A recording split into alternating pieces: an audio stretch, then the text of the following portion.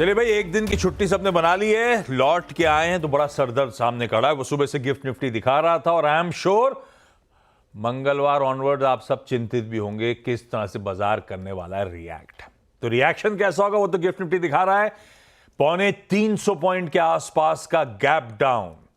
दरअसल हमें 2 दिनों के ग्लोबल संकेत डाइजेस्ट करने हैं, तो आज एशिया और यूएस का वो मूड वैसा रिफ्लेक्ट नहीं करेगा क्योंकि बाकी सब बाजार कल काफी हद तक ग्लोबल क्यूज को डाइजेस्ट कर चुके हैं। कौन से ग्लोबल क्यूज? वैसे हमें 2 इंपॉर्टेंट चीजों पर आज खुलते रिएक्ट करना है जिसकी बहुत चर्चा हो रही है। एक, मिडिल ईस्ट का एस्केलेटिंग क्राइसिस। दरअसल मंगलवार को जब हमारे सेशन की समाप्ति हो गई थी उसके बाद देर शाम अपडेट आया कि ईरान ने इजराइल पे मिसाइल्स दाग दिए और अब तक इजराइल की तरफ से काउंटर मूव आया नहीं है, पर तमाम अटके लगी हुई हैं। क्या न्यूक्लियर साइट पे, क्या उनकी टॉप लीडरशिप पे, क्या रिटेलिएशन होगा इजराइल का?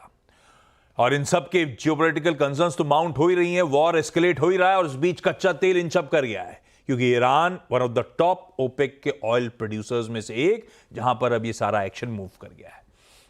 दूसरा, सेबी की बोर्ड मीट हुई थी, प्रेस कॉन्फ्रेंस हुई थी, सब कुछ निकला था, एक चीज निकल के नहीं आई थी, वो थी वो एफएनओ का सर्कुलर, उससे रिलेटेड अपडेट।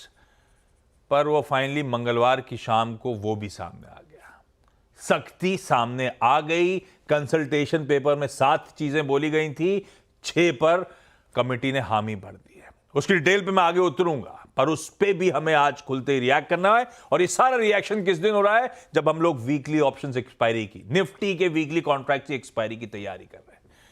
तो मूड तो थोड़ा सा दिक्कत वाला। दिखा दीजिएगा एशिया वेशिया, पर एशिया को देख के करूंगा क्या?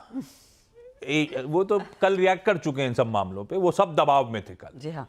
यूएस में आधे से 1.5% की कमजोरी थी मंगलवार को, इसी इजराइल और ईरान या मिडिल ईस्ट के बढ़ते कॉन्फ्लिक्ट और कंसर्न्स के बीच में है। तो इंटरेस्टिंग सेशन लाइंड अप सामने।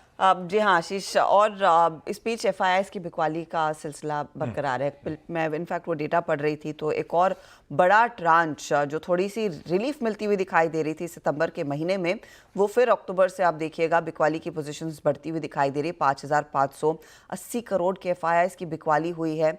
डोमेस्टिक इंस्टीट्यूशंस ने कुछ मदद करने की कोशिश ज़रूर की, लेकिन कैश मार्केट में जहां एफआईआईस बेच रहे वहां पर इंडेक्स फ्यूचर्स में भी लगभग 1500 करोड़ तक की बिकवाली आती हुई दिखाई दी।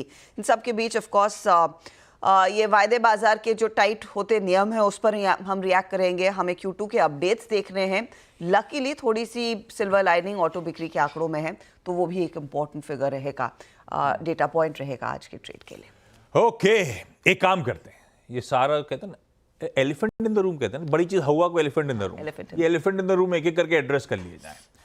पहले वो जो एफएनओ पर सेबी का फाइनली वो जो सर्कुलर सामने आ गया है, तमाम डिलिब्रेशंस के बाद ट्यूसडे शाम को अपडेट सामने आया जिसमें उनका कहना है कि इंडेक्स डेरिवेटिव्स के फ्रेमवर्क पे हम स्ट्रेंथन करने की कोशिश कर रहे हैं, मजबूत करने की कोशिश कर रहे हैं। पहला, इंडेक्स वायदा कॉन्ट्रैक्ट साइज बढ़कर कम से कम 15 लाख, अभी क्या था 5 लाख से 10 लाख का बैंड बढ़ा के 15 से 20 लाख किया जा रहा है। स्टेज वाइज इंप्लीमेंटेशन है, वो डिटेल्स आपकी स्क्रीन पर चलती रहेंगी। दूसरी इंपॉर्टेंट, एक तो कॉन्ट्रैक्ट साइज बढ़ना बड़ा इंपॉर्टेंट भाई, हम आप सबकी मार्जिन रिक्वायरमेंट्स, हम सबका जो पैसा झोंकना पड़ेगा वो सब रिक्वायरमेंट बढ़ गई। दूसरा, अब तक क्या होता था, हफ्ते के हर दिन कोई ना कोई एक्सपायरी खड़ी हुई थी और एक दिन तो 2 एक्सपायरीज थी, मंडे को निफ्टी मिड कैप सिलेक्ट के साथ साथ बैंक एक्स की भी। अब ये सर्कुलर कहता है कि एक एक्सचेंज एक वीकली एक्सपायरी, चुन लीजिए आप अपना बेंचमार्क, तो अब वो डिसाइड करना है, बाकी दिन कुछ नहीं होगा। ये इंपॉर्टेंट हो जाता है। दूसरी इंपॉर्टेंट का, इसके अलावा ऑप्शन खरीदारों से अपफ्रंट प्रीमियम कलेक्शन पर कुछ ब्रोकरेजेस कहती हैं हम ऑलरेडी अपफ्रंट प्रीमियम कलेक्ट कर रहे थे। एक्सपायरी के दिन कैलेंडर स्प्रेड के मार्जिन्स का फायदा अब आप नहीं उठा पाएंगे। इंट्राडे पोजीशंस लिमिट की निगरानी होगी, एक्सचेंजेस द्वारा समयबद्ध टाइम्स में 4 बार स्क्रीनशॉट लिए जाएंगे। वो ठीक है, ये एक्सचेंज का सरदर्द ज्यादा हो जाता है, लेकिन हाँ वो constant monitoring, not end of the day but during the course of the session भी निगरानी रखी जाएगी।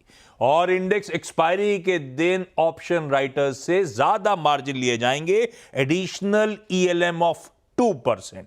जिसे वो कह रहे हैं increase in tail risk coverage.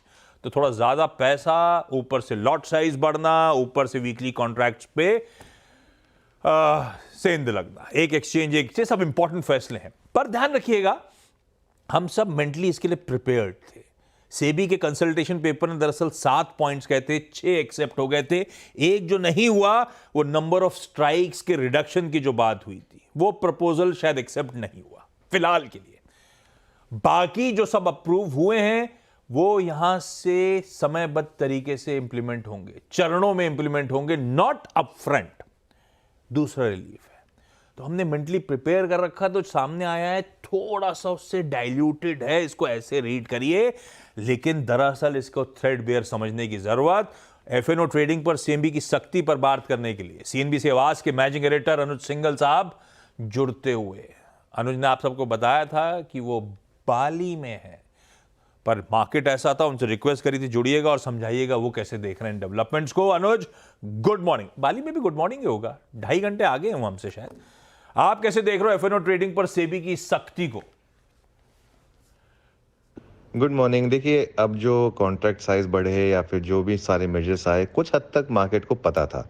ऐसा नहीं है कि मार्केट के लिए शॉक वैल्यू है, बल्कि मैं तो कहूँगा कि जो सब आया वो जितना हम एक्सपेक्ट कर रहे थे उससे शायद थोड़ा कम ही है, क्योंकि एक और एक्सपेक्टेशन ये भी था कि जो निफ्टी और बैंक निफ्टी की स्ट्राइक्स हैं शायद उनको भी थोड़ा कम कर दिया जाएगा।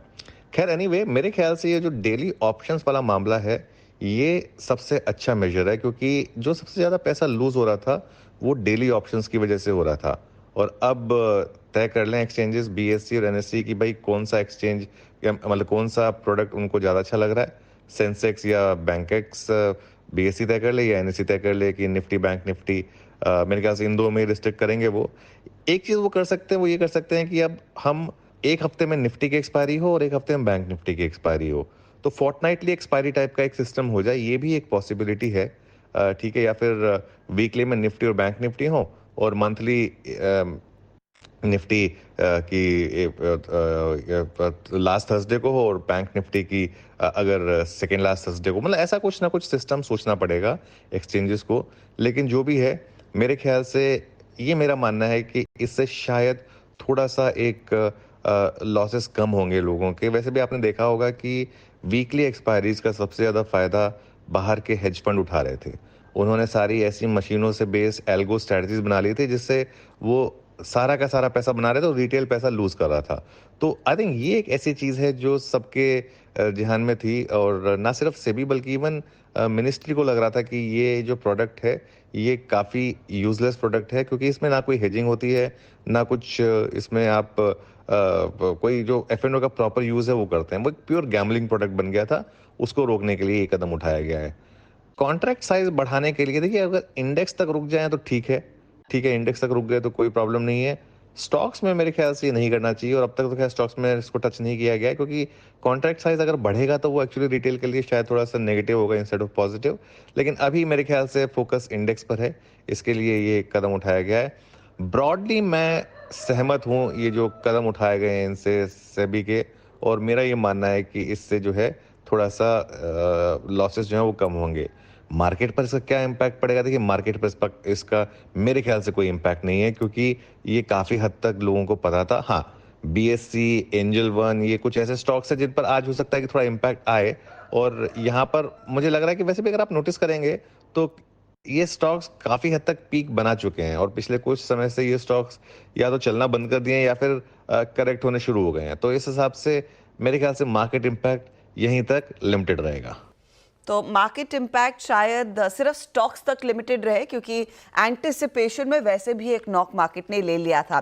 लेकिन अनुज, दूसरी चीज जिस पर बाजार भर की नजरें रहेंगी वो जो पॉलिटिकल टेंशन है। ईरान ने जिस तरह से इजराइल पर सबसे बड़ा हमला किया है, जिस तरह से हमने देखा कल परसों में वो अपडेट्स आए, कई सारी मिसाइल दागे गई। अब सवाल यही है कि इजराइल की तरफ से भी शायद एक रिटेलिएशन आता हुआ दिखाई देगा, और ये बहुत सारे मूविंग ब्लॉक्स हैं इस पर्टिकुलर सिनेरियो में। इसको लेकर क्या ज़्यादा तैनात रहने की ज़रूरत रहेगी? किस तरह की स्ट्रैटेजी इन बढ़ते और उबलते जियोपॉलिटिकल टेंशन्स के बीच में बनाई जाए? देखिए, मेरा हमेशा ये मानना होता है कि जियोपॉलिटिकल वरीज जब भी हो, वॉर जब भी हो, उसकी वजह से एक बार के लिए मार्केट में झटका ऑब्वियसली लगता है, लेकिन उसका सबसे बड़ा इम्पैक्ट जो होता है या उसकी सबसे बड़ी जो अपॉर्चुनिटी होती है वो होती है इंडियन इन्वेस्टर्स के लिए अच्छे स्टॉक्स को अच्छे प्राइस पर बाय करना। आप कोई भी पिछले 40 साल का इतिहास उठा के देख लीजिए, कोई भी वॉर का टाइम उठा के देख लीजिए, उस वॉर में अगर आपने मार्केट में बाय करने की कोशिश की है अगर, तो आपका पैसा बना है। वैसे भी मैं एक चीज कहूंगा, देखिए एक चीज तो समझिए आप यहाँ पर, मार्केट क्यों गिर रहा था पिछले 3-4 दिन से? 3-4 दिन से मार्केट गिर ही रहा था ना, जबकि हमारा ट्रेंड इतना पॉजिटिव था। वो मार्केट गिर इसलिए रहा था क्योंकि मार्केट को इन दो चीजों का खतरा था। एक तो कि सेबी के कुछ कदम आ जाएंगे, और एक शायद कुछ ना कुछ वॉर को लेकर अगर एस्केलेशन हुआ तो क्या होगा। हाँ, ऑब्वियसली इसका मतलब ये नहीं है कि आप बस खुलते ही सब कुछ बाय कर लें। थोड़ा सा अपने आप को एक सोच कर समझ कर स्ट्रैटेजी बनाएं, एक तय कर लें कि कौन कौन से स्टॉक्स आपको अच्छे लगते हैं, वो आपके प्राइस पर अगर आए तो उनको बाय करने की कोशिश करें।